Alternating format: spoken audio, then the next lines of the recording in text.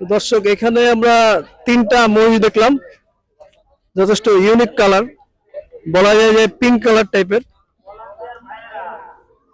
সুন্দর কালার।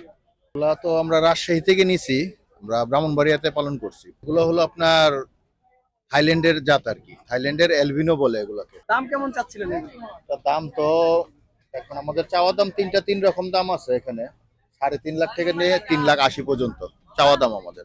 এগুলার ওয়েট আমাদের লাইভ ওয়েট করা আছে, এগুলা 500+ আছে।